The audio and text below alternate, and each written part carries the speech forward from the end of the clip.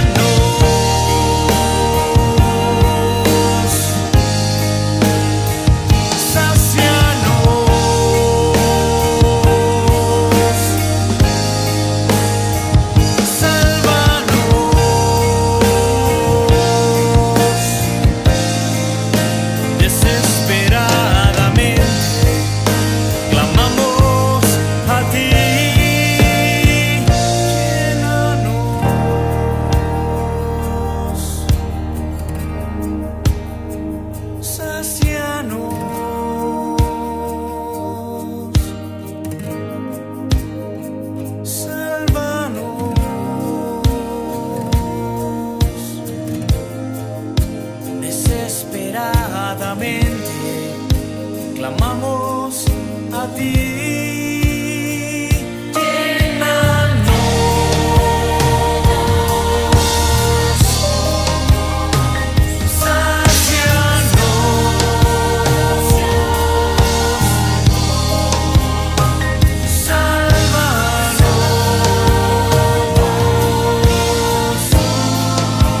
Desesperadamente clamamos a ti.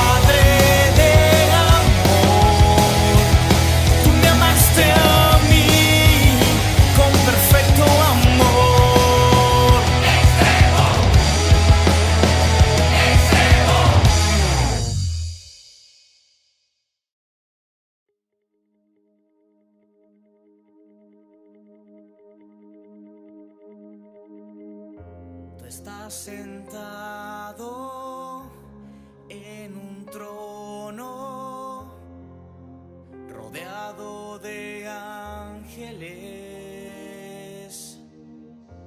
24 ancianos rinden coronas y dicen santo. Seres vivientes no cesan de adorar.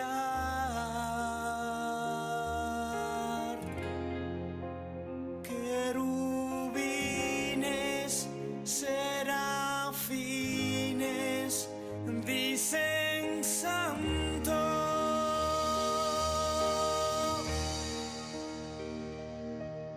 Santo, santo, digno de gloria y honor. Digno, digno, precioso Hijo de Dios.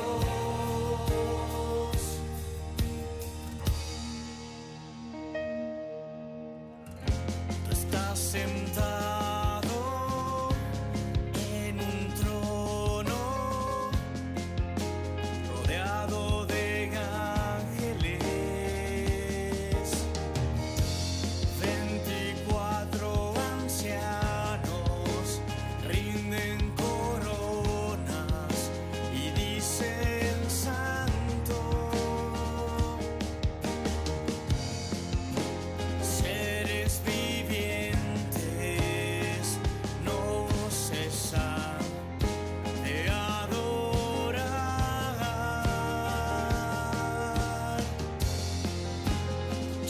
Querubines, serafines,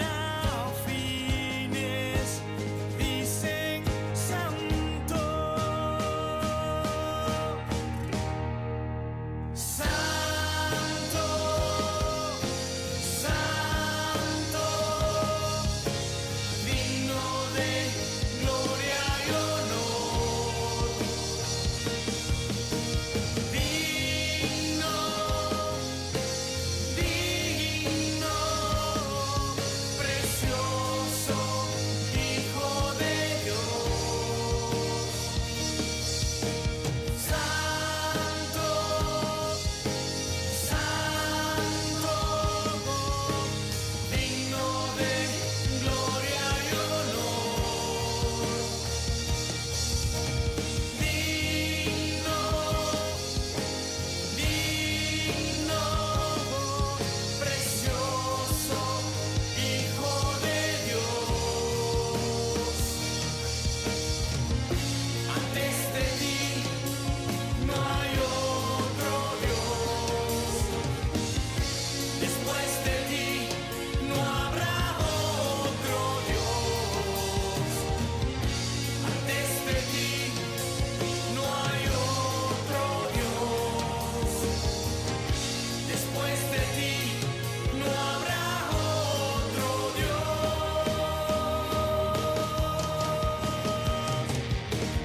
Santo, santo, digno de gloria y honor. Digno, digno, precioso Hijo de Dios. Santo, santo.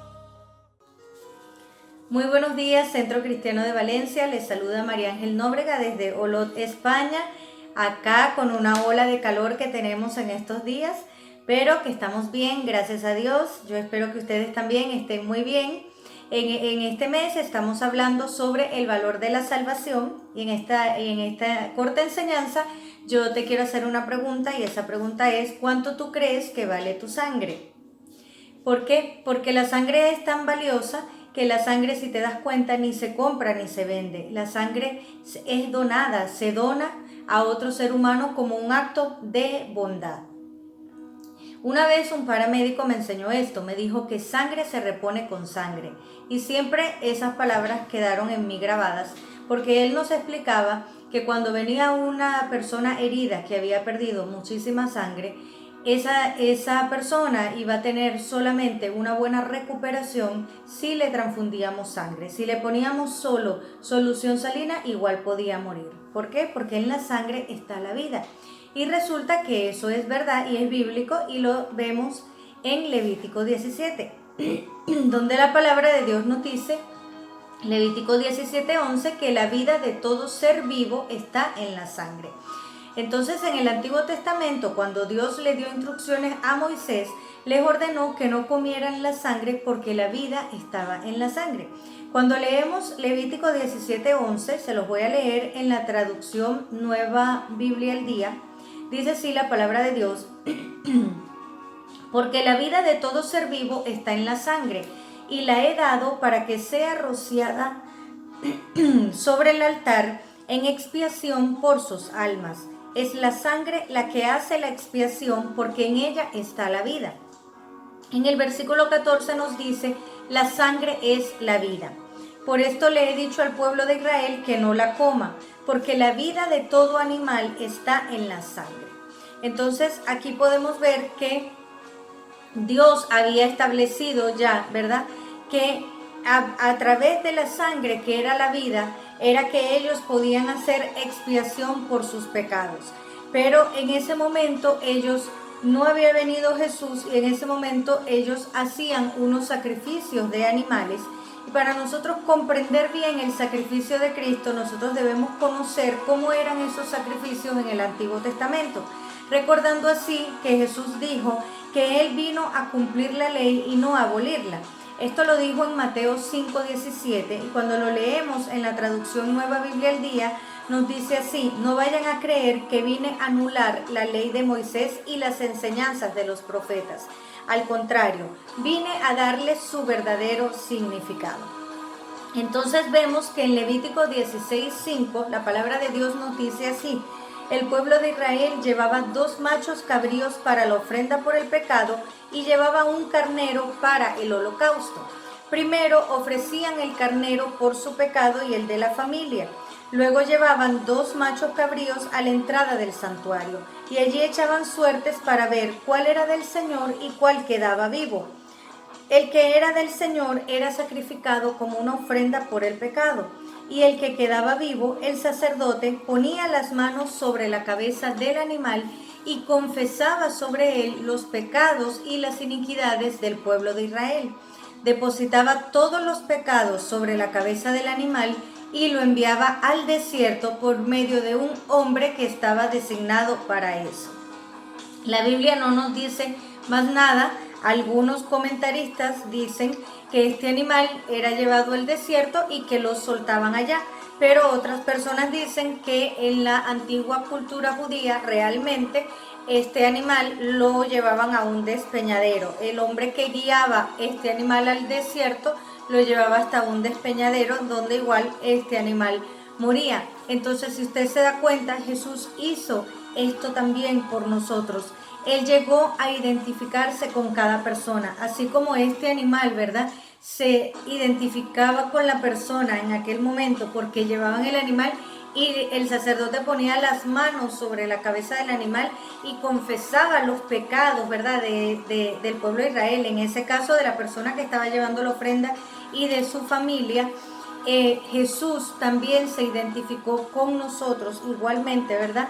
Fue igual, Él tuvo que identificarse con nosotros y tuvo que llevar los pecados de todos nosotros. Luego, cuando mataban al animal, drenaban toda su sangre, y como bien sabemos, Jesús también drenó toda su sangre por la humanidad. Cuando recordamos los 7 derramamientos de su sangre, podemos darnos cuenta que cada uno de ellos fue con un propósito, y que Él también tuvo que drenar toda su sangre. Al final ya lo que salía era sangre y agua, cuando le clavaron la lanza en el corazón. Ya Él había muerto, ya Él había drenado toda su sangre por nosotros.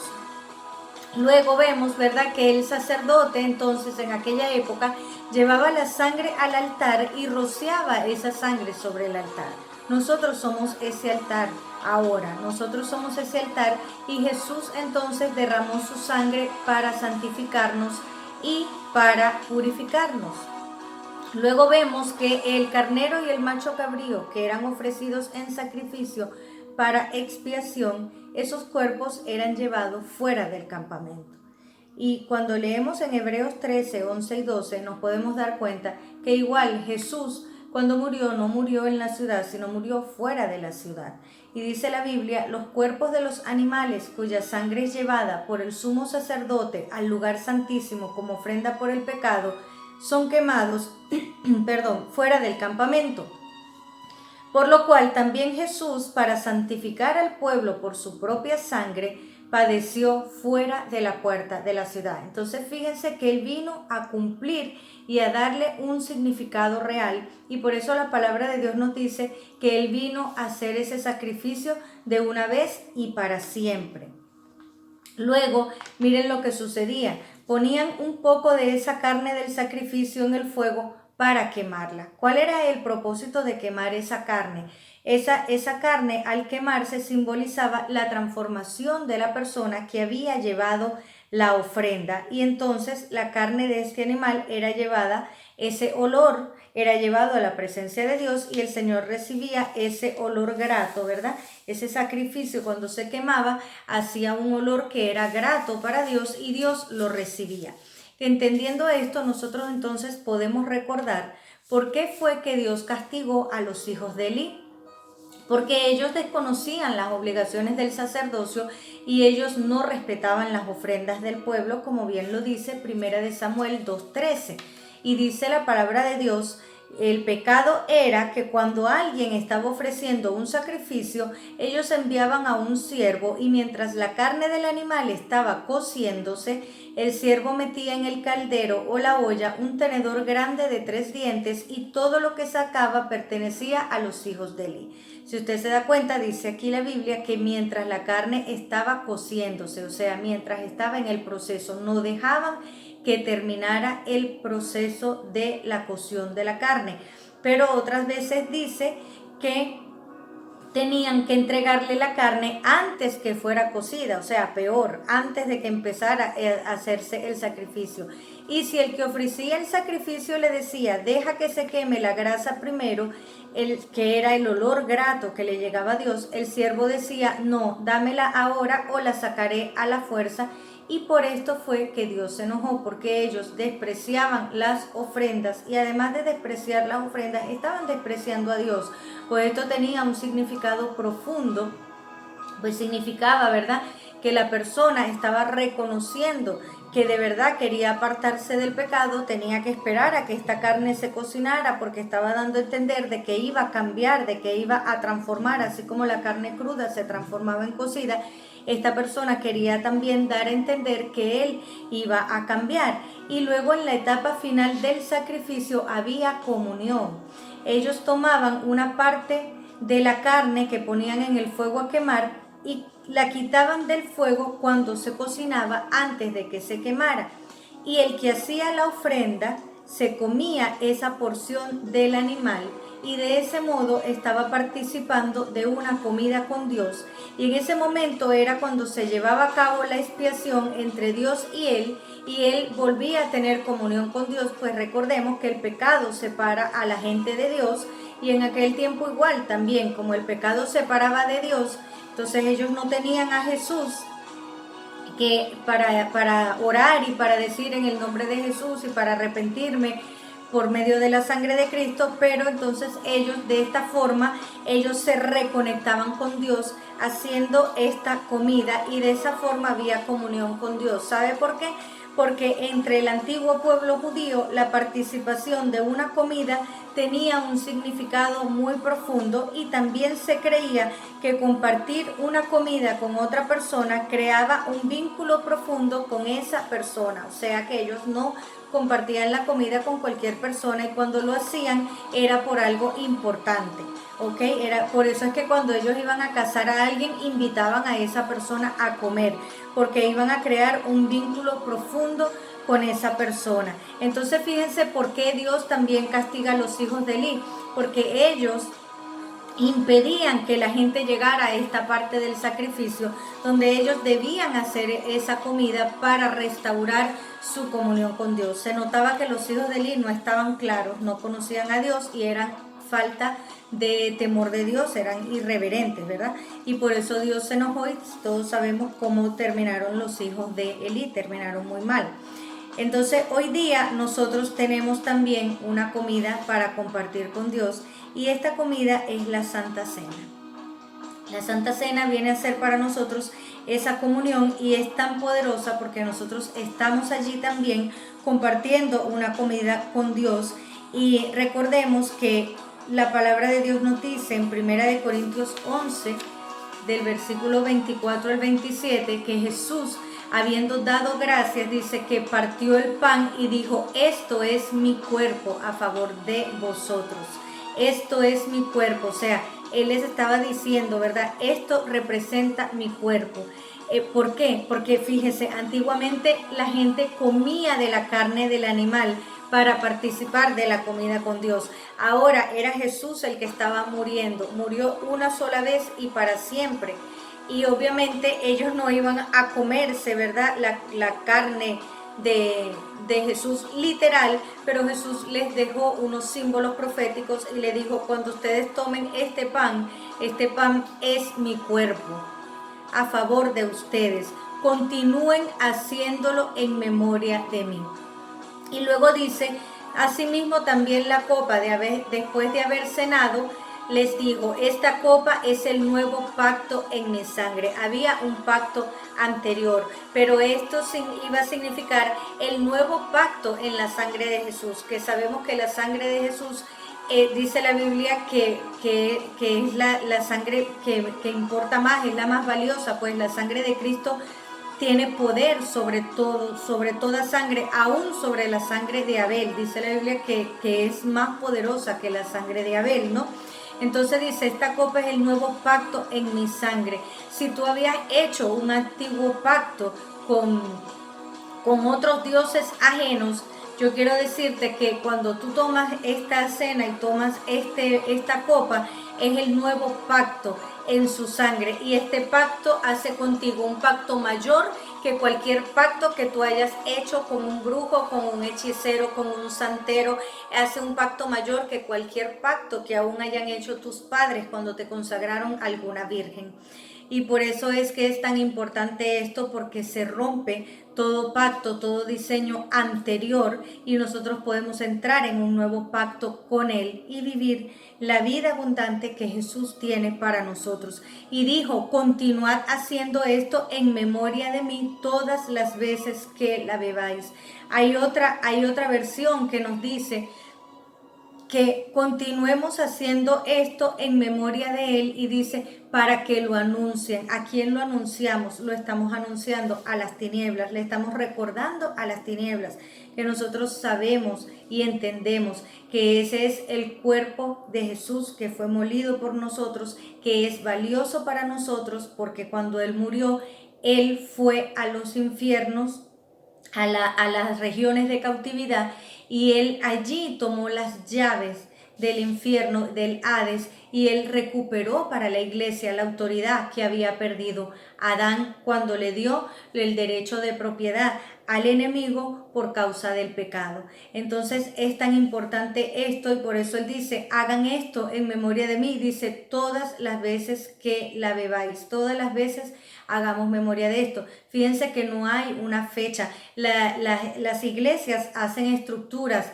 y ellos establecen normas, pero no es bíblico, o sea, no es una doctrina, no es bíblico decir la Santa Cena es una vez al mes. No, es una norma que puede poner la iglesia. Ojo, no estoy diciendo que esté mal. Lo que te quiero decir es que si tú estás orando y tú sientes en tu corazón que debes tomar el pan y debes tomar el vino, tú puedes hacerlo, pues esto es una comunión personal que estás teniendo con Dios. Y fíjense que Él lo dijo, hagan esto en memoria de mí, y no dijo háganlo una vez al año o una vez al mes, no, sino cada vez que ustedes lo recuerden. Entonces ahora sabemos, hay una semana flexible, una semana de que podemos congregarnos, una semana que no, bueno, allá en Venezuela, ¿verdad? Pasa en estas cosas. Entonces, ¿qué debemos hacer? Nosotros debemos mantener la comunión con Dios, no por el hecho de que no haya iglesia, vamos a, bueno, como no hay iglesia nos hemos enfriado un poco, no, porque nosotros debemos mantener esa comunión, la oración, debemos mantener esto también, ¿no? Compartir el pan y el vino. Y dice en Juan 6, versículo 53, Jesús, mire lo que dijo, les dijo a las personas allí, les dijo, les aseguro, y cuando habla de les aseguro es que él estaba bien seguro de lo que estaba diciendo, ¿no? Dice, les aseguro que si ustedes no comen la carne del Hijo del Hombre y no beben su sangre, no tienen realmente vida.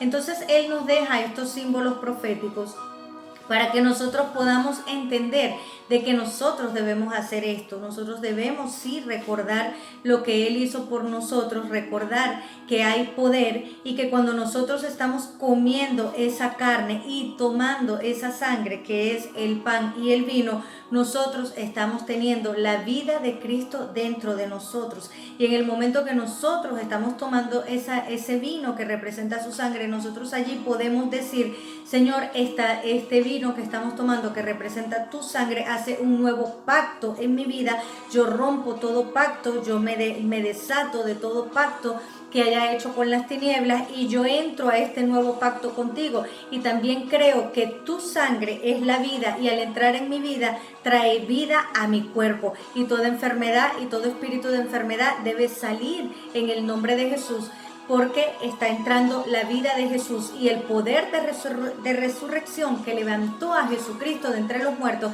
tiene vida para levantarnos también a nosotros. No solo levantar nuestro cuerpo, sino levantar nuestra alma, donde están esas emociones que a veces están cautivas, y también levantar nuestro espíritu y despertarlo, pues nuestro espíritu es el que se conecta con el Espíritu de Dios y necesitamos tener esa comunión íntima con Él. Y seguimos leyendo en Juan 6 y dice, el que come mi carne y bebe mi sangre tiene vida eterna y yo lo resucitaré en el día final. Esto significa el que acepta este sacrificio tiene vida eterna y lo resucitaré en el día final. Pase lo que pase con tu vida, si tú comes, ¿verdad? O sea, comes su carne, su sangre, o sea, si tú aceptas el sacrificio, porque estas personas en el Antiguo Testamento, cuando hacían esa comida era porque estaban entregando un animal para hacer una reconciliación con Dios. Ya tú no entregas un animal, ya Jesús fue por ti a la cruz y ahora Él solo te dice, mira, yo quiero que tú hagas esto como una simbología de que tú estás aceptando mi regalo de salvación, estás aceptando mi carne y estás aceptando mi sangre, y si tú aceptas esto, tú tienes vida eterna. Ese es el regalo de la salvación y todos los beneficios que tenemos como hijos, que tenemos que restaurarlos, porque por causa del pecado el enemigo nos ha bloqueado muchos beneficios y nosotros tenemos que romper todas esas cosas que tenemos. Nosotros tenemos que quitarle los derechos legales que nosotros mismos con nuestras palabras le damos al enemigo, amén, porque dice aquí la palabra de Dios, y sigo leyendo en el versículo 55 y 56, porque mi carne es comida verdadera y mi sangre es bebida verdadera. El que come mi carne y bebe mi sangre vive unido a mí. Mire esto, qué interesante, dice, el que come mi sangre y bebe mi sangre, o sea, el que acepta este regalo de salvación, el que quiere recordar esta comunión con Dios y quiere tomar el pan y quiere tomar el vino, vive unido a mí y yo vivo unido a Él. Y por eso en este momento yo quiero invitarte a tomar el pan y a tomar el vino, y si tú no tienes vino, porque sé que puede ser difícil allá. Usted sabe que Jesús convirtió el agua en vino, entonces usted puede agarrar agua y no importa, esto usted sabe y usted lo hace en fe y usted dice, bueno Señor, tú convertiste el agua en vino, allá se acabó el vino y llegó el agua, aquí no hay vino, no tengo por los recursos económicos, sé que tú me vas a proveer, pero no voy a dejar de compartir una comida contigo porque me falta el vino y yo voy a tomar esta agua que también va a representar como el vino y representa tu sangre. Y quiero compartir contigo porque necesitamos estar unidos a ti. Y realmente queremos eso, queremos aceptar el regalo de la salvación hoy. Queremos que Él viva unido a nosotros y nosotros unidos a Él, porque esto es lo único que nos va a ayudar en estos tiempos hasta que sea su venida. Amén. Entonces yo te invito allí a tomar el pan y le vamos a dar gracias a Dios por esto, por la salvación. ¿Qué significa valorar la salvación? Significa hacer lo que Dios quiere que nosotros hagamos. Significa vivir como Dios quiere que nosotros vivamos. Eso es valorar la salvación. Cuando tú vives de acuerdo a lo que Dios te ha dicho que tú vivas, tú estás valorando la salvación. Cuando tus pies solo hacen lo correcto, cuando tú haces o cumples con el propósito de Dios, tú estás valorando la salvación. Entonces es tiempo de analizarte, iglesia, es tiempo de analizarte y ver si tú estás realmente bajo el propósito de Dios o te has desviado un poco. Si tú estás viviendo como Él quiere que tú vivas o te has desviado un poco. Recuerda, el que come su sangre y bebe su sangre, vive unido a Él y Él vivirá unido a ti. Y si Él está en ti y tú estás en Él, estás protegido. Cuando el enemigo viene contra ti, no se encuentra contigo, sino se encuentra con Jesús. Y recordemos que la palabra de Dios dice que Jesús está en el Padre. Por lo tanto, cuando yo estoy escondido en Jesús y Jesús está en el Padre, yo tengo mucha cobertura, doble cobertura, ¿verdad que sí? Entonces, cuando el enemigo quiere venir contra mí, no se encuentra conmigo, sino se encuentra ¿con quién? Con Jesús. Y contra Jesús nadie puede. Nadie puede. Recordemos que su sangre es valiosa y recordemos también que es un arma poderosa de guerra y su nombre es sobre todo nombre porque Él se humilló hasta lo sumo, dice la Biblia, y por eso Dios le exaltó, porque en el reino humillarse es un símbolo de grandeza, mientras que para los satanistas y para el reino de las tinieblas humillarse es un símbolo de debilidad. Pero en el reino de Dios las cosas son diferentes. Por eso debemos humillarnos delante de la presencia de Dios, porque eso realmente es un símbolo de grandeza. La grandeza está en ser humilde, así lo dice la palabra de Dios. Por eso Dios dice que mira de lejos al altivo, porque el reino de Dios no trabaja como el reino de las tinieblas ni como el reino terrenal. Amén. Entonces vamos a tomar ese pan y vamos a dar gracias y decimos: Señor, te damos gracias por este pan, gracias porque sabemos que es tu cuerpo y en tu cuerpo tú llevaste todas las enfermedades.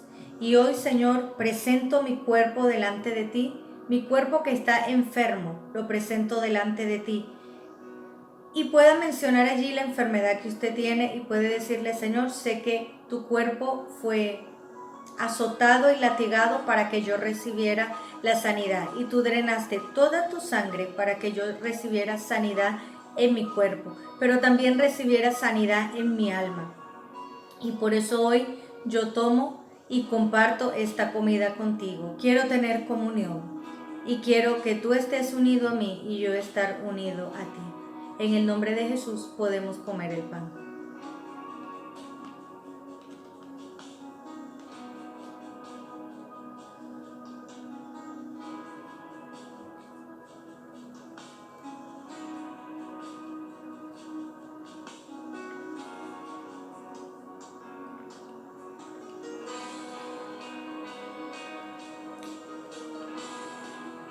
Y te damos gracias, Dios. Te damos gracias por este sacrificio, porque fue hecho una vez y para siempre. Y te damos gracias por el beneficio que nos das de ser llamados tus hijos, por el beneficio que nos das que podamos recibir la salvación y la sanidad. Y ahora tomamos, Señor, esta copa, que es el nuevo pacto en tu sangre. Y hoy en el nombre de Jesús creemos que el ADN de Cristo viene a nuestra vida y hace una transfusión de sangre a nuestro ADN. Por lo tanto, toda enfermedad hereditaria que estaba en nuestro ADN queda anulada, cancelada bajo el poder de la sangre de Cristo. Y asimismo toda iniquidad y herencia espiritual. Hoy nos levantamos como hijos de Dios y con esa autoridad que tú nos estás dando, Señor, nosotros rompemos toda maldición generacional de la línea materna y paterna, creyendo que hasta aquí y hasta hoy esta maldición nos persigue, porque hoy estamos bajo el pacto de la sangre de Cristo. Hoy estamos bajo un nuevo pacto. Hoy tú haces un pacto mayor y lo queremos recordar, Señor. Hoy tú haces un pacto mayor y lo hacemos con entendimiento. Y todos aquellos que habían sido dedicados a alguna virgen, rompa con eso en el nombre de Jesús y diga: hoy yo hago un nuevo pacto contigo, Señor, que rompe todo pacto que hicieron con María Leonza, que hicieron con el negro Felipe, que hicieron con Guaycaipuro, que hicieron con algún dios de la santería, que hicieron con la Virgen del Valle, la Virgen de Coromoto, etcétera, etcétera. Usted sabe a qué tiene que romper. Y este pacto en tu sangre hace un pacto mayor conmigo y rompe todo pacto satánico al cual yo había sido entregado, aún de forma inconsciente, por no hacerlo usted personalmente, sino alguien por usted. En el nombre de Jesús creemos, Señor, en esto y lo hacemos en memoria de ti, sabiendo que tú te unes a nosotros y ese ADN tuyo entra en nosotros y nos da vida. En el nombre de Jesús. Amén.